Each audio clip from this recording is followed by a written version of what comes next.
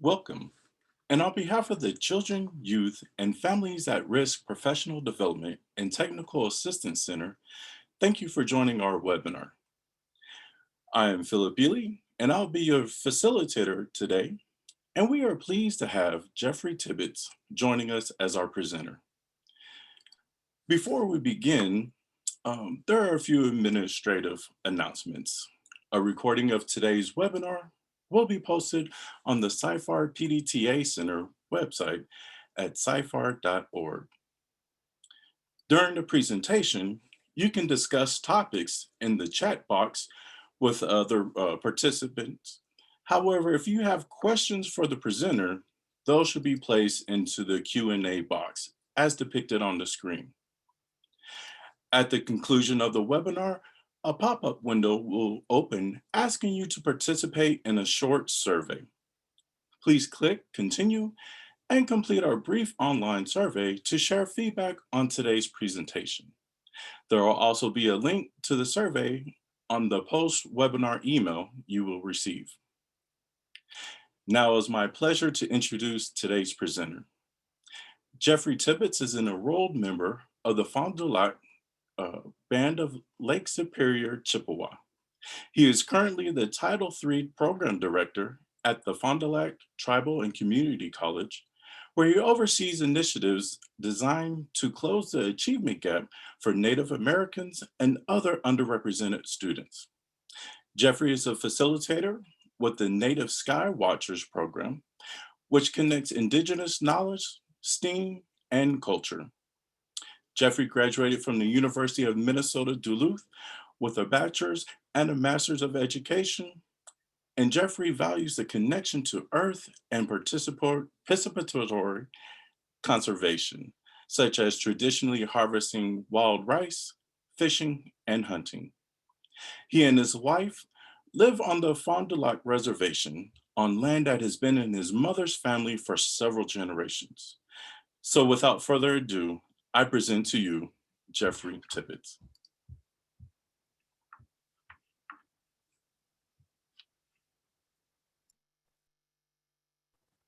Thank you, Philip, and welcome everybody. So I just wanted to start out here in a good way and say miigwech for all to be here, and I'm going to get started. Again, that's my introduction. You might see the spelling is a little bit different than what you may be used to, and you'll see that on many Native communities now. We're trying to revitalize our language, and we're using a double vowel system. So it might look a little different, but again, my name is Gage Gijik, which means forever sky, and I'm from Nagachwanang, which is Fond du Lac. So this picture here is a picture my daughter took. We were going out spearing one evening in a lake south of here, and just a nice picture, and we try to do cultural things as often as we can. So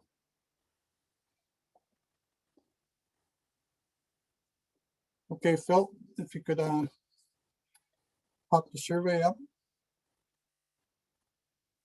If you would, if everybody would want to look at their toolbar on the bottom, you should be able to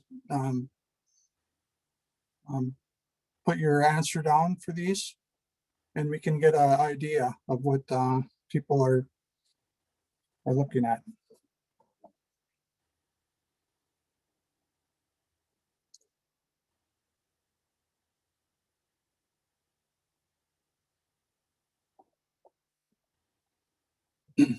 So go ahead and I really can't see myself, but go ahead and answer those questions if you would.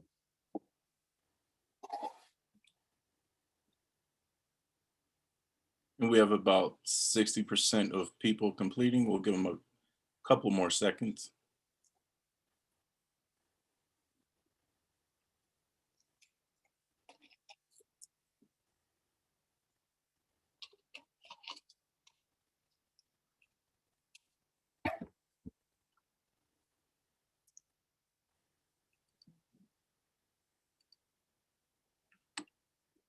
Okay.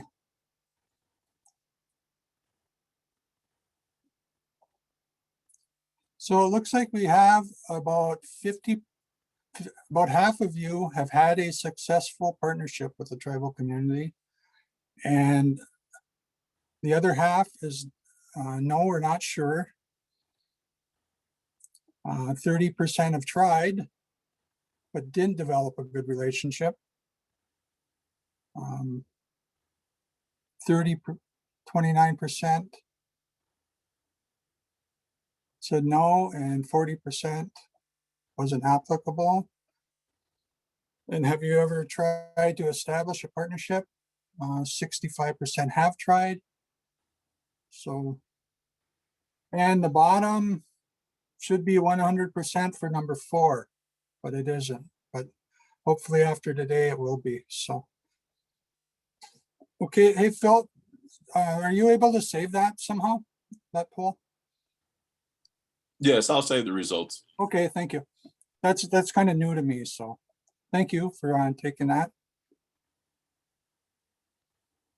Okay, the purpose for today is community organizations, and researchers will examine and discuss ways to improve organizational relationships with tribal communities.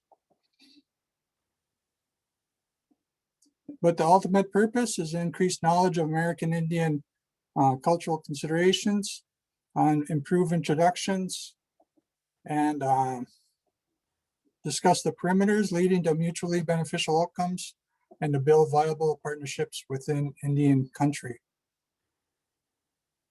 Some terms you might hear today: Indian country. You might not be familiar with that term, but Indian country, kind of depending on who you're talking to or what you're talking about, it can mean a place, specific place, but generally it's wherever Indian people are. So, and today we're going to be mostly dealing with Native Americans. There's Alaska Native, Hawaiian Native, but today we'll be discussing mostly just Native American here in the lower North America. And what does a community call themselves? These first terms, most of them are like treaty terms, and those aren't often used. But you'll still see them on treaties or in legal documents. But generally, Native people will call themselves by their own, sometimes by their own language term or hereditary terms. So you might want to try to find that out, what they call themselves. So sovereignty is authority of a state or government just to be able to govern themselves. And the TCU is tribal college or university. And these are some of the factors that affect tribal people. And I'm just throwing this slide out here just to let you know that there's a lot of factors that are influence tribal people. There's probably more than non-natives, because there seems to be a whole history of factors that influence us. So I just wanted to show some of these issues. Some are good, some are bad. This isn't a total list or anything, but we only have 45 minutes, so we can't cover all these. But we are going to focus on a couple of them that I think are more important, and maybe maybe influence more what goes on sometimes when we are trying to develop those relationships. But I did want to, like I said, I wanted to show the importance of understanding why engaging Indigenous people, can be more complex than creating that partnership with any other underserved community, because of some of these issues. So, and this is a map of Indian reservations when we talk about Indian country. I'm located right up here by the tip of Lake Superior. Northern Minnesota, it's kind of rural. There's even more rural reservations up north of me. And some of these other reservations are in quite rural areas. Some of these are tribal entities that aren't with, that don't have land. So, but I happen to live on a reservation. Fond du Lac has a reservation, so. But most of the Indian reservations are in rural areas, but not all of them. Indian country isn't just on reservations or in rural areas. 78% of Native Americans live in urban areas, such as these. You see Baltimore, there's Houston, just opened a brand new Indian Center. On that photo in the middle, that's Minneapolis. Down below there, it's Little Earth, large Indian Native American community. The upper right photo there is one of Fond du Lac's centers in Duluth, which is about 20 miles. We have a lot of Fond du Lac members and other Native people that live in Duluth. And we have a building there for taking care of some of their health services. So why do you think so many Native people live in urban areas? Some people wonder about that, and why aren't they just living on the reservations? But in the mid 50s, there was a policy called relocation where they persuaded in different ways the government, like the government does. They're persuading sometimes, but they tried moving a lot of Indian people into these urban areas, and a lot of Native people left their ancestral homes because there wasn't much work or anything. So they all a lot of them moved to these urban areas in the hopes. A lot of them were promised jobs and futures. And then what happened was once a lot of these natives were in these urban areas, the land speculators and the county governments, state governments came in, and they harvested the resources off these lands or deemed them abandoned, and they offered them for sale to non-natives. So you'll see at reservations, a lot of reservations are on, there's a checkerboard effect. So there's non-native people living on the reservation, that, and they own the land. It's not reservation land. So it's been a struggle for Native people, and a lot of the local tribal governments have had to even buy back their own land, and try to get rid of that checkerboard effect, that those pockets of non-native landowners once they sell. So that isn't, but something that's ongoing and takes up a lot of resources. And then the families that did move to these urban areas, a lot of them got together because they were kind of isolated, except for other Native people. They started organizing these Indian centers in urban areas. So then there's a lot of community gatherings that take place in these, and they hold powwows, different health services at some of them. And so they fill a need there for that culture that the Native people are looking for. So relocation was just one of the a slew of federal policies, and I took this little list here off. I Googled federal Indian policy, and this is what came up. And I was really surprised at these dates that came up. And I had to add this disclaimer on the bottom because there's some of these, there's really no end dates to these. You know, they may have started a new policy at some time or another, but a lot of these end dates are kind of somewhat ongoing, and it's really misleading. And a lot of them, there's a lot of overlap that happens with um, these policies. So I wanted to just to um, show that there is a lot of misleading information when it comes to um, the history of Native Americans in this country.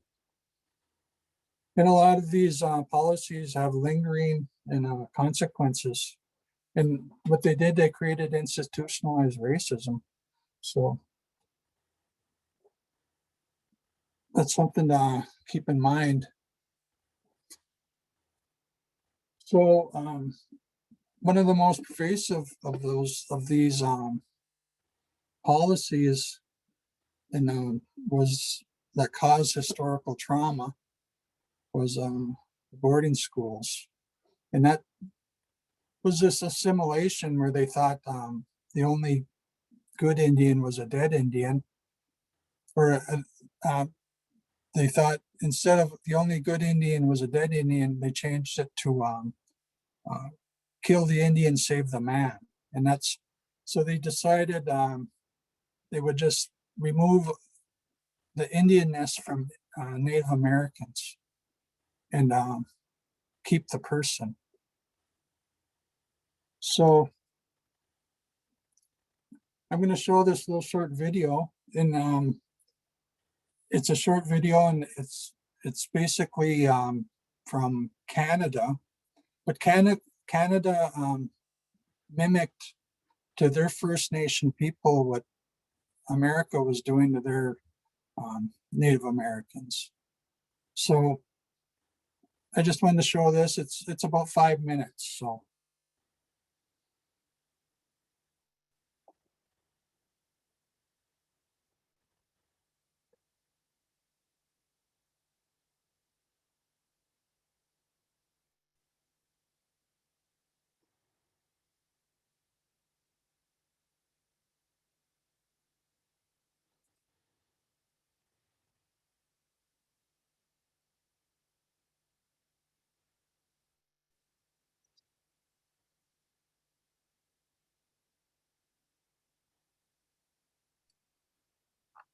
Jeffrey, just letting you know, there's no sound.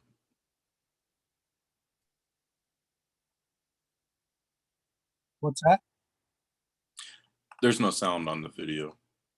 sound?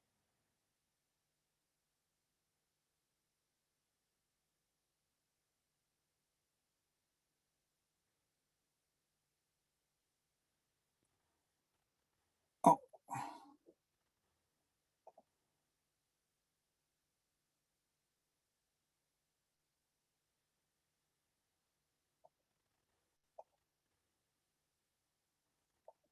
I'm sorry. Let's see here.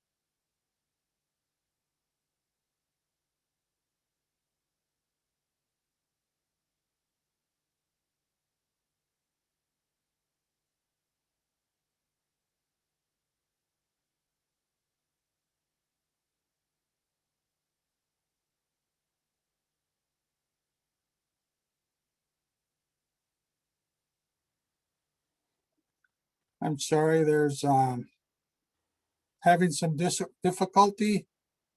Um,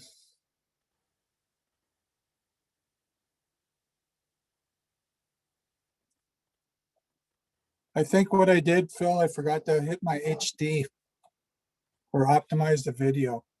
So I apologize for that, but um, I can just talk for a minute about the video. What boarding schools were in,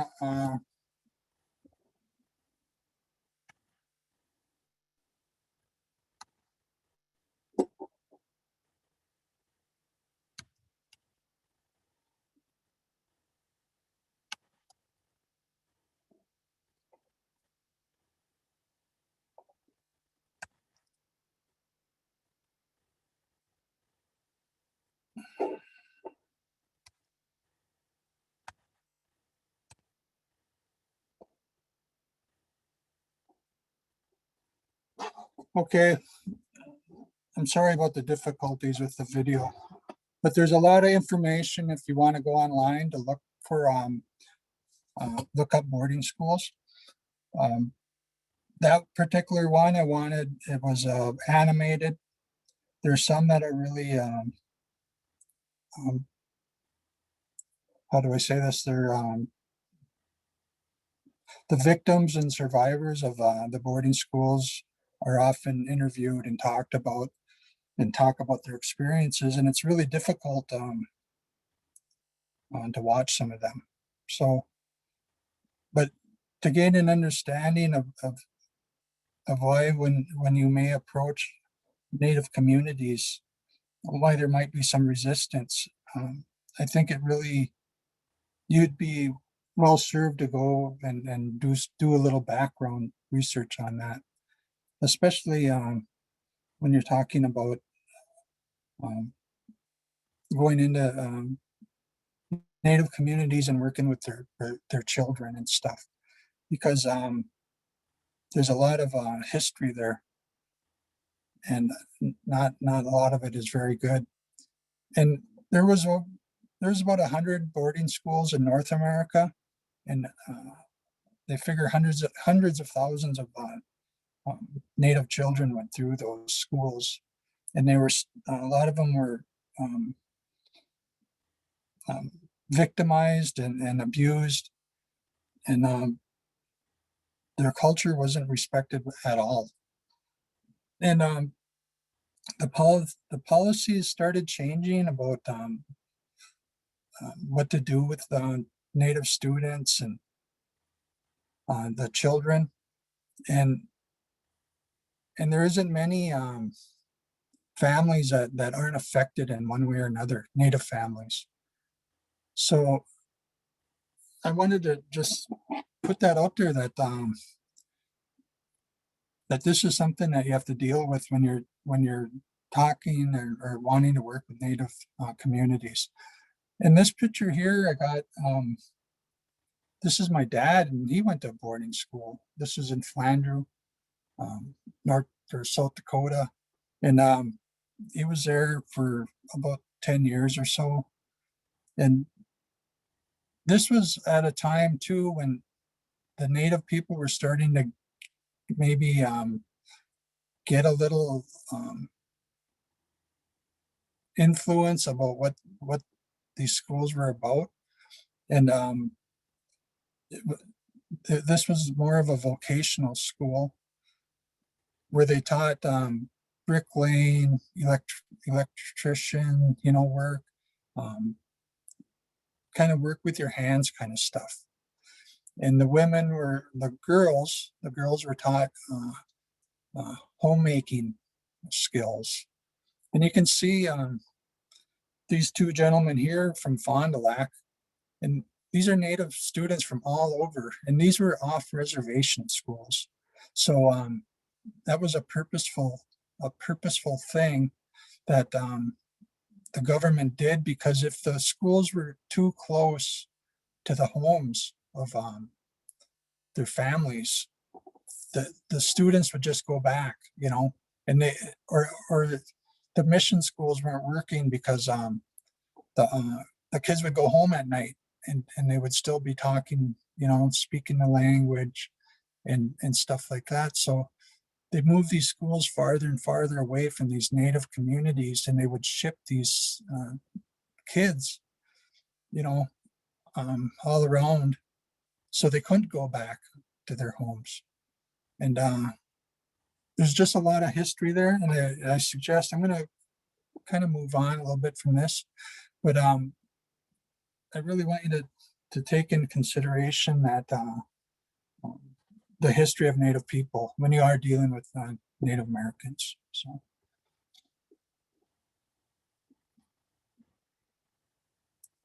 And this is just a quote. I want it kind of puts it in perspective about what boarding schools was about.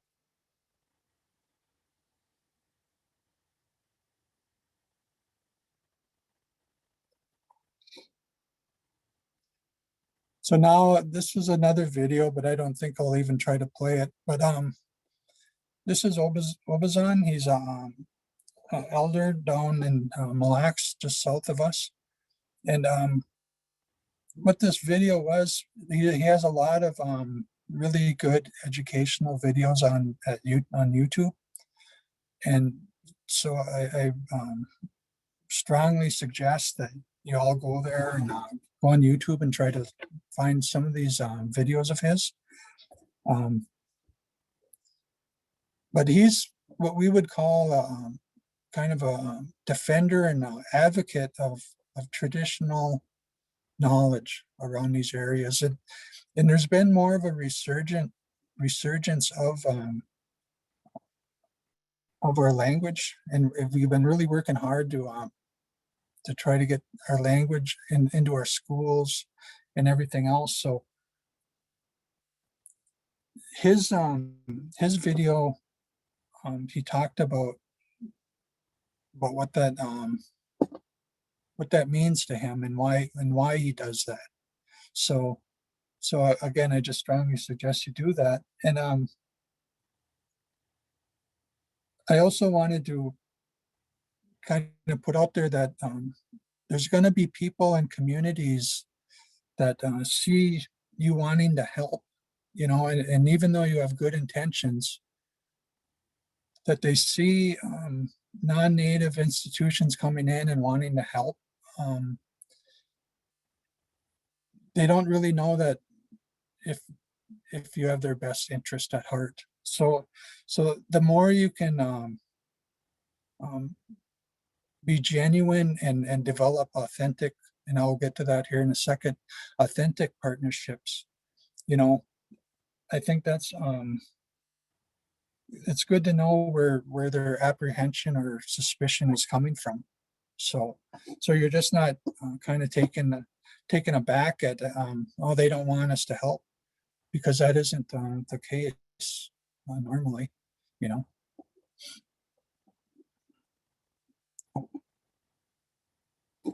So I want to talk about this slide for a second, and this is a painting my friend, my spiritual advisor, William Wilson did, and this is a picture of it shows a sweat lodge, and it's a traditional spiritual practice, that many Native people, communities, families, they may have put up a sweat lodge. We have one at the college that we use sometimes, but it's a means of a prayer. It's and healing. And for those of you who never been to a sweat lodge, what it is, it's a small dome that's covered sometimes in canvas or leather, but usually canvas nowadays, and blankets. And there's a fire. It's usually facing east, and there's usually a fire, like right over here, and we put in there these grandfathers, we call them. Those are the rocks, and they're usually igneous rocks, lava rocks. And we put these rocks in there, and we build that fire around there. And when they get glowing red hot. We'll bring them in and we'll set them in the middle of the sweat lodge, and all the people will come in, and you'll close the door. There's a flap, and it gets really dark in there, and it's kind of a weird sensation to be inside of there. And but you'll see this picture here. This gentleman is offering this little pouch of tobacco to this spirit, and what he's doing, he's giving, he's offering that for what he's going to get back. His it's a reciprocal relationship. He's giving that tobacco for the gifts of knowledge that he's going to be getting and understanding inside that lodge. So when you come into that lodge, it's completely dark except for the glowing of the rocks. You're really isolated, inside yourself. I mean, you're there, and there's no really hiding behind anything. You'll have a towel on, or your cotton skirt or whatever, and there's no hiding who you are in there. So I think that was one of the attractions that for me to go into something like that and experience that. It's just it's totally different. So, and there's other roles, there's usually a guy or a woman that leads the sweat, and there's a fire keeper and a doorkeeper and all this stuff. Everybody has their roles. Everybody's there for the common good of the sweat lodge to make it through, and just to pray. And usually there's 4 doors, and they call that 4 doors, 4 little phases. And at the end of it, you come out, and there's food, so you get to eat food.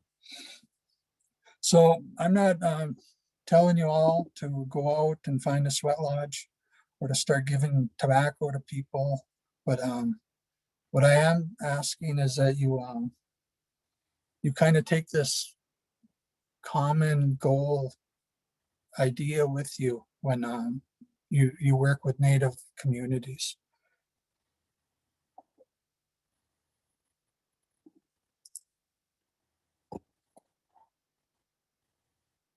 And this is one of the this little diagram I wanted to show. It shows maybe how in the past,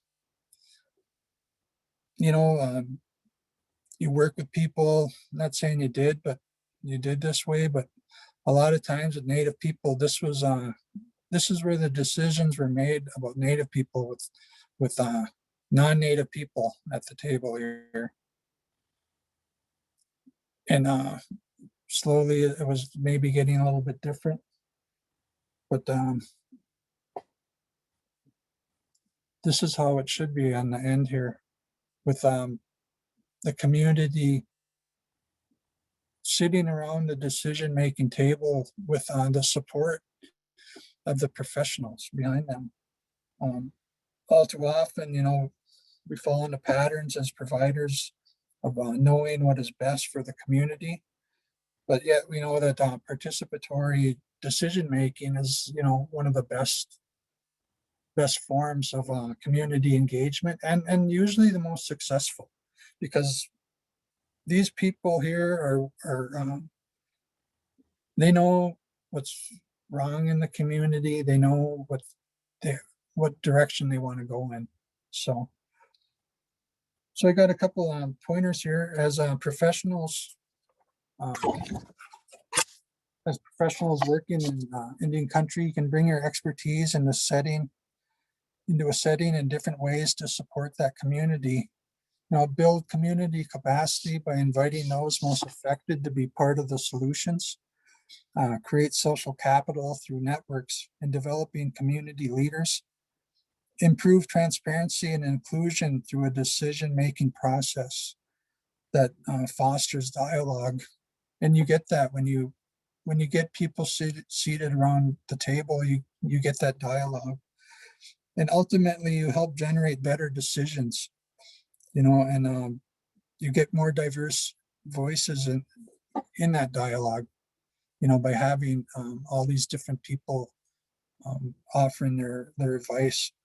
And it ensures that all sides are considered, because that's the last thing you want is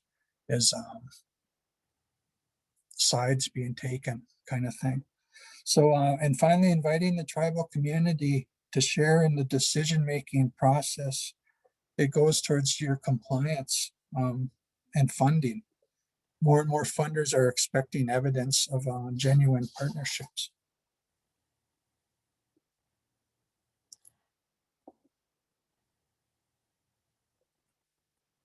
So tribal people may ask when approached, how is this going to improve my life or my community? Is it worth the effort? And who will help me or support me if it is?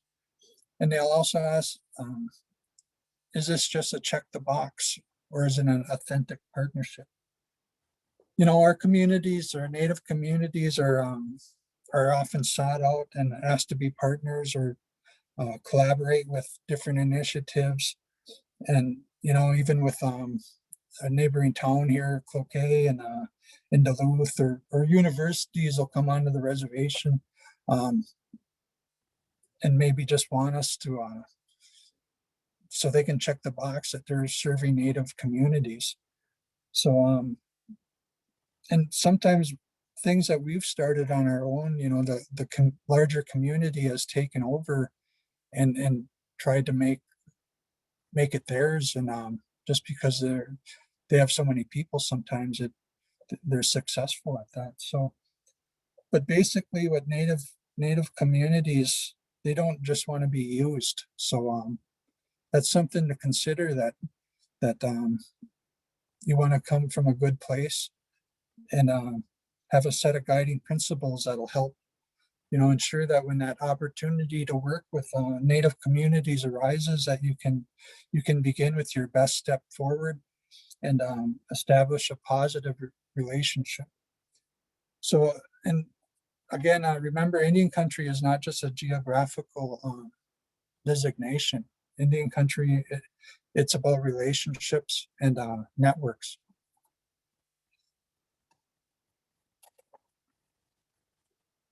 So here's some questions to consider. And in many native communities, the medicine wheel is a sacred circle. It's used as a teaching tool, and it shows a continuous cycle between what is seen and unseen. And it reflects how many communities try to keep a balance between the environment around them and themselves. And a lot of different tribal communities have their own medicine wheels or color wheels, that they use. So these are some of the colors we use around here. So when we look at these elements of the medicine wheel, it also has this elements needed for a successful partnership. So we'll start with the yellow, and the yellow represents the east of life renewed. Think of that as the beginning of your partnership, where you're working with a tribal community as equals, and where there's transparency and appreciation about each other's different contributions. You can clarify your roles. There needs to be a clarification of those roles, so people know what their responsibilities are. Include those of the decision-making bodies of the RBCs, or the tribal commissioners, and the advisory boards that might be in those communities, like elders groups or youth groups. And also your role too, you have to, your role has to be clarified and transparent. And the question to ask in that is the decision making shared? And I gotta move my picture here. Is decision making shared, and the process transparent? Um, If you're on a reservation, has the RBC or appropriate department director been contacted? Are the necessary stakeholders at the table? And many reservations now have their own IRB, tribal IRB. So that has to be consulted too. Now the red represents the South, and that it's kind of a symbols of abundance. And this is about sharing resources, and whether it's the funding, information, or the knowledge, community knowledge. So the question asked is, does a grant agreement include equitable funding? A lot of times we notice that it isn't when it comes to the reservation, people doing the work on the reservation, and also the the institution. There's quite a bit difference. And how does that partnership address? A big one is data sharing. And does the tribal community own that data, or does it have access to that data collected? So that's the big question there. And I was just in a meeting with the other day with the school board, and there was they were coming in with they wanted to do a survey of the students, and that was a big one, was on the data, and what happens to that data. So that's a big thing to consider. Okay, the black, we'll move on to black, and that represents the West, or the harvest of those resources. So in a partnership, this is about recognition and sharing the results of the partnership. So the question asked for that, especially for higher ed partners, is, does the tribal partners have equal publication and presentation opportunities? A lot of times it seems people can go out and make big names for themselves, working with Indian people, but they leave behind them a trail of kind of suspicious, ethical things, because they're making a name for themselves, but they're not sharing in that. So we want to make sure that the community members are recognized for their expertise, and how are these results being shared. So it's good to do things, for yourself, but you got to go at it with a little bit of humility too. So, in the white, we'll finish here with the white. That represents the North, and where the cycles are complete. And the responsibilities assigned to partnership during the implementation, engagement, and the completion often determine how future projects work, or may work. Indian country is interconnected through relationships and relatives. So there's very similar roles that this area is about the overarching process for engagement, implementation, and completion. So the question to ask there is, how is the community informed of the key milestones and what was learned from the partnership? And sometimes can it be replicated or sustained? A lot of times there's things that come onto the reservation here, and it's just like they come and go, and all that's left is maybe a pile of little equipment here, or whatever, or a frame of something here, or whatever, that if it could have been replicated or sustained, it might have been more meaningful. So it makes me wonder who was at the table when they came up with that idea to spend money on something, and nothing came of it. So, and again, the question asked, how is the community informed of key milestones and what was learned, but also was there cross-cultural capacity built. Did the reservation or tribal entity, did they learn anything? And also did you as professionals? So here's a good example of a good example of something that was on the reservation here. This was a mainstream organization that came on. It was kind of funny, but they're trying to have a partnership on the reservation. And they had a grant and they wanted to fulfill some of the grant that was designed to raise community awareness on domestic abuse and violence. And the thing is, it was there's actually two non-native guys, and they had no native staff on board, and they didn't even know how to they didn't even know how to get to the reservation. They had no idea where to go. They had no knowledge whatsoever, and they had never, like I said, they had never been to the res, and it could have ended badly because they were coming here talking about a subject that could be really touchy, I guess, violence against Native women and well, just domestic violence, and they wanted to work with the men too. So it was like, it had all the signs of disaster. But what they did, they did do some very right things, and they reached out to reservation staff initially, and they co-sponsored a listening session similar to what that one end table with the community around the table, and they sat like off to the side, and just kind of listened and offered their advice and what they were looking for. And I guess they took a more of an asset-based approach to it.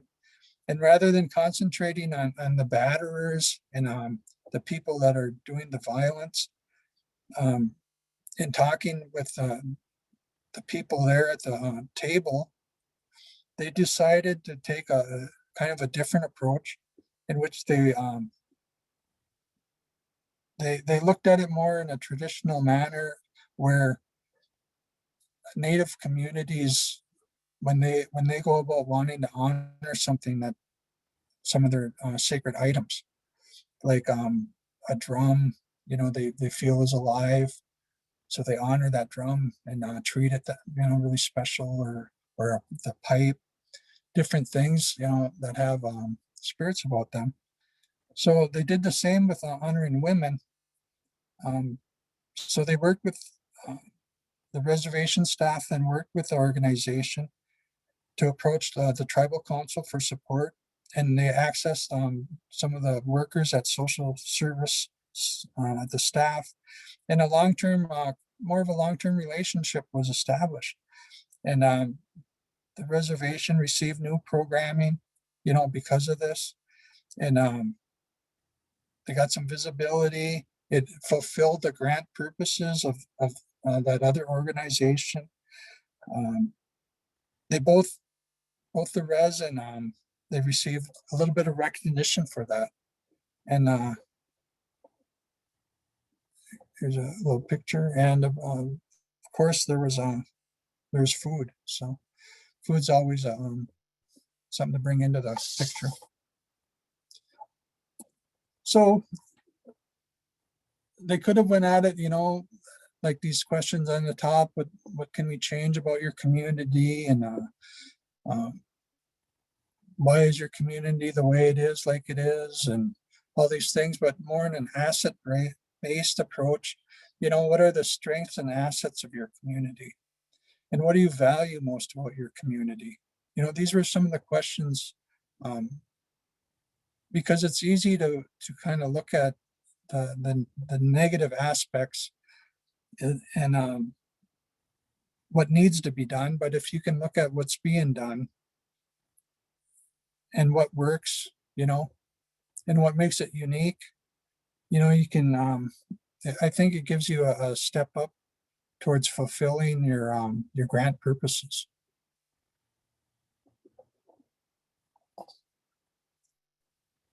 So, check my time here.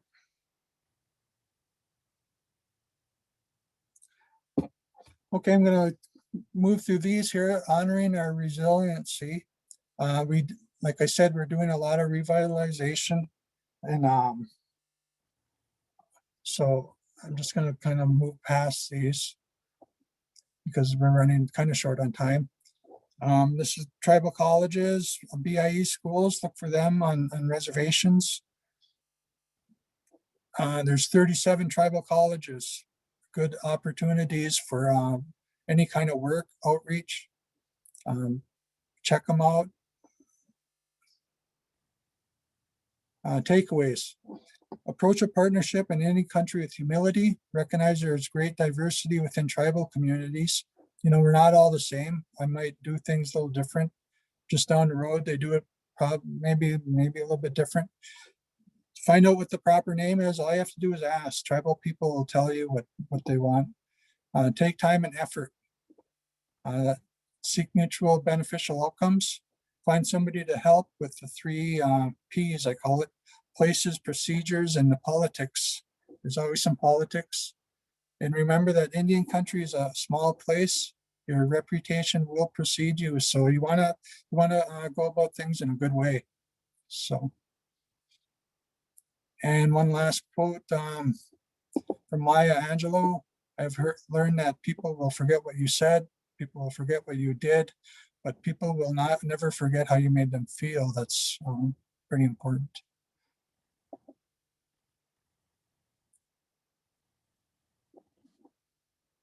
Okay, Phil, I don't know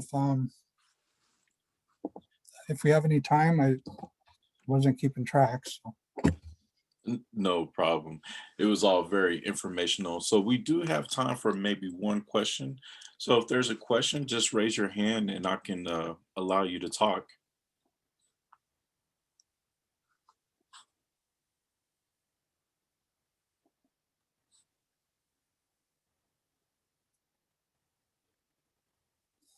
And by raise your hand, I mean clicking on the raise your hand icon. I want to say miigwech, everybody, and sorry about the technical difficulties, but take time to seek those videos out.